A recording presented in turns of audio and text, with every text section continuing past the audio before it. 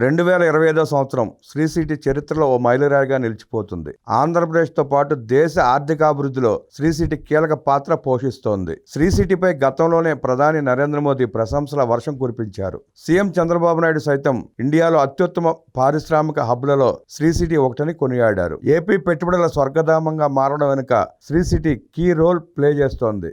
గడిచిన సంవత్సరం కాలంలో అనేక సంస్థలు శ్రీ సిటీలో పెట్టుబడులు పెట్టేందుకు క్యూ కట్టాయి.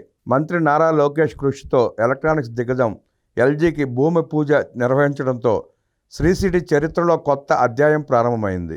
ఈ ఏడాది శ్రీ సిటీలో ఏకంగా 15 కొత్త కంపెనీలు తమ ఉత్పత్తిని ప్రారంభించగా మరో 15 కంపెనీలు తమ కార్యకలాపాలను విస్తరించాయి. ఈ భారీ విస్తరణ వల్ల వేలాది మంది నిరుద్యోగులకు ఉపాధి అవకాశాలు లభించాయి.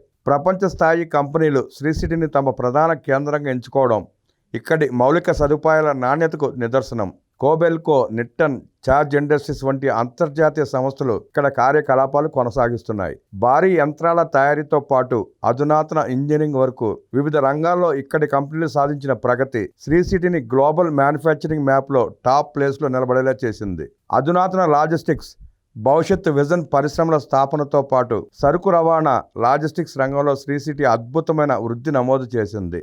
కనెక్టివిటీ మెరుగుపడటంతో ఉత్పత్తుల ఎగుమతి, దిగుమతులు మరియు సులభంగా మారాయి. ప్రభుత్వ ప్రోత్సాహం మరియు పారిశ్రామికతల నమ్మకం తోడవడంతో శ్రీ సిటీ కేవలం ఒక పారిశ్రామిక వాడగా మాత్రమే కాకుండా నవ్యాంధ్రప్రదేశ్ పారిశ్రామిక ముఖ చిత్రాన్ని మార్చే శక్తిగా ఎదిగింది.